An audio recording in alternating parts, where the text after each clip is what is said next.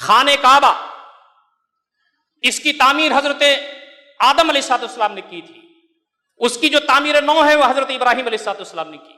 اسی طریقے سے مسجد اقصیٰ کی جو تعمیر ہے وہ حضرت آدم علیہ السلام نے کی، اور اس کی جو تعمیر نو ہے وہ حضرت ابراہیم علیہ السلام نے کی۔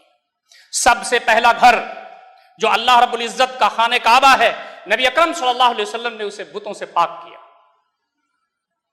8 ہجری میں آپ بتوں کو ٹھوکر مارتے تھے اور کہتے تھے جاء الحق وزهق الباطل ان الباطل کان زهوقا۔ اللہ رب العزت کا وہ گھر جو خالص اللہ رب العزت کی بندگی کے لیے قائم کیا گیا تھا، جہاں بت آ گئے تھے، جہاں شرک آ گیا تھا، جہاں خرافات تھا، نبی اکرم صلی اللہ علیہ وسلم نے اس کو سب صاف کر دیا اور اللہ رب العزت کی وحدانیت کے لیے وہ تیار ہو گیا۔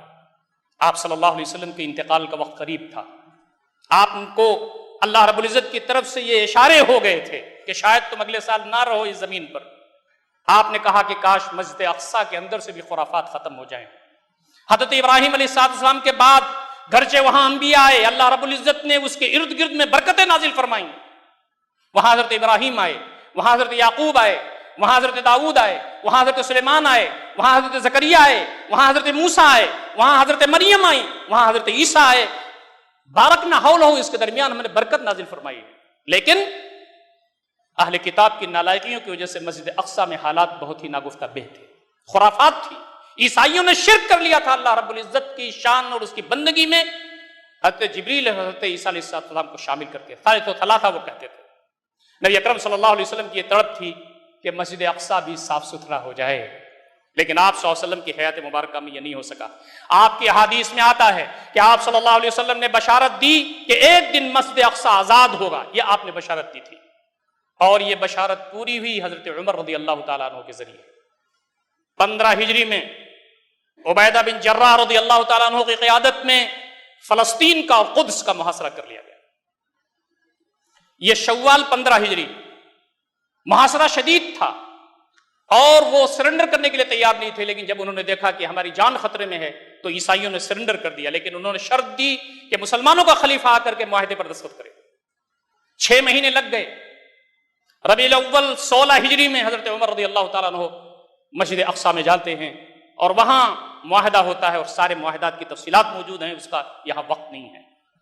2 عظیم چیزیں ہوئی ہیں دوستو اور ساتھیو اس وقت نبی اکرم صلی اللہ علیہ وسلم کی پیشین گوئی کی روشنی میں۔ ایک تو یہ ہوئی کہ جو ہیڈ پادری تھا وہ آپ کو چرچ دکھا رہا تھا، دیگر تفصیلات دکھا رہا تھا۔ نماز کا ٹائم ہو گیا تو آپ نے کہا مجھے نماز پڑھنی ہے۔ کہا آپ حضرت آپ یہی نماز پڑھنے؟ حضرت عمر نے فرمایا مجھے یہاں نماز نہیں پڑھنی، میں باہر نکل کر کے میدان میں نماز پڑھوں گا، کل کوئی مسلمان یہ نہ کہے کہ عمر نے یہاں نماز پڑھی تھی لہٰذا یہ مسجد ہے، یہ چرچ ہے، یہ چرچ رہے گا۔ اور جہاں حضرت عمر رضی اللہ تعالیٰ عنہ نے نماز پڑھی تھی وہاں آج مسجد عمر رضی اللہ تعالیٰ عنہ آج بھی موجود ہے۔ دوسری بات یہ تھی کہ نبی اکرم صلی اللہ علیہ وسلم کے انتقال کے بعد حضرت بلال جو مؤذن رسول تھے، جب وہ اذان دیتے تھے اور وہ یہ کہتے تھے اشہد ان محمدن رسول اللہ، تو نبی اکرم صلی اللہ علیہ وسلم مسجد نبوی میں جہاں بھی بیٹھے رہتے تھے آپ اشارہ کر کے کہتے تھے اشہد ان محمدن رسول اللہ۔ لیکن نبی اکرم صلی اللہ علیہ وسلم کے انتقال کے بعد حضرت بلال اذان دینے کھڑے ہوئے، اشہد ان لا الہ الا اللہ کے بعد جب اشہد ان محمدن رسول اللہ کہا اور انگلی اٹھی اور نبی اکرم صلی اللہ علیہ وسلم موجود نہیں تھے تو غش کھا کر کے گر گئے۔ یہ محبت تھی صحابہ کی، یہ محبت تھی حضرت بلال کی۔ انہوں نے کہا میں اب مدینہ میں رہنا نہیں چاہتا، میرا دل نہیں لگتا، اور وہ شام میں جہاد کے لیے نکل گئے۔ یہ ساری تفصیلات کا حصہ ہے۔ حضرت ابو عبیدہ بن جراح موجود تھے، معاذ بن جبل موجود تھے، عمرو بن عاص موجود تھے، حضرت عمر موجود تھے۔ سب کی خواہش یہ تھی کہ بلال ذرا اذان دے دیں آج مسجد اقصیٰ میں تو منظر تازہ ہو جائے۔ حضرت بلال نے وعدہ کر رکھا تھا کہ میں اذان نہیں دوں گا، میرا حبیب تو اس دنیا سے چلا گیا ہے، لیکن حضرت عمر خلیفہ وقت نے کہا اذان دے دو مسجد اقصیٰ میں، آج تو نبی اکرم صلی اللہ علیہ وسلم کی جو بشارت تھی اس کا دن ہے۔ حضرت بلال کھڑے ہوئے، اشہد ان لا الہ الا اللہ پر پہنچے، اس کے بعد اشہد ان محمد رسول اللہ پر پہنچے تو انگلی اٹھ گئی، نبی اکرم صلی اللہ علیہ وسلم موجود نہیں تھے، غشی کھا کر گرے۔ راوی لکھتے ہیں کہ حضرت عمر اتنا روئے کہ داڑھی تر ہو گئی۔ یہ اللہ تعالیٰ کی خوف، اس کی خشیت سے، نبی اکرم صلی اللہ علیہ وسلم کی محبت سے، دین اسلام کا جو مشن ہے اور اس کا جذبہ ہے اور جو جہاد فی سبیل اللہ ہے اس سے اتنا زیادہ وہ معمور تھے کہ ان کی زندگی میں وحدہ لا شریک تھا، ان کی زندگی میں آخرت تھی، ان کی زندگی میں جنت ہی جنت تھی۔ مسجد اقصیٰ فتح ہو گیا، 400 سال مسلمانوں کے پاس رہا۔ اس کے بعد پھر صلیبی جنگ جو آغاز ہوئی اس کے ذریعے پھر عیسائیوں نے اس کو اپنے قبضے میں کر لیا. لیکن اللہ کا کرنا کیا ہوا کہ محض 90 سال ان کے پاس رہا اور اللہ رب العزت نے یہ سعادت بخشی سلطان صلاح الدین ایوبی کو. 583 ہجری میں سلطان صلاح الدین ایوبی نے مسجد اقصی کو دوبارہ آزاد کر لیا. یعنی نبی اکرم صلی اللہ علیہ وسلم کے بعد حضرت عمر نے جو آزاد کرایا اس کے بعد سے لے کر کے خلافت عثمانیہ تک صرف 90 سال وہ عیسائیوں کے پاس رہا, مسلمانوں کے پاس رہا. صلاح الدین ایوبی نے بڑا کارنامہ انجام دیا اور آپ کو معلوم ہے, آپ نے پڑھا ہوگا, ضرور پڑھا ہوگا. انہوں نے سوچا کہ مسجد اقصی کی زمین تو بہت ہے, یہ اللہ کی بابرکت زمین ہے. انہوں نے کہا کہ اس کے ارد گرد تو ہم کو دیواریں اٹھا دینی چاہیے, فصیل اٹھا دینی چاہیے. آج بھی آپ نقشے میں دیکھتے ہوں گے تو فصیل موجود ہے. قربان جائیے صلاح الدین ایوبی پر, اپنے کندھوں پر پتھر اٹھا اٹھا کر کے سارے مجاہدین کے ساتھ وہ ڈھوتے تھے اور فصیل مسجد اقصی کی بن رہی تھی. بات پہنچتی ہے خلافت عثمانیہ تک. عبد الحمید ثانی خلیفہ ہیں.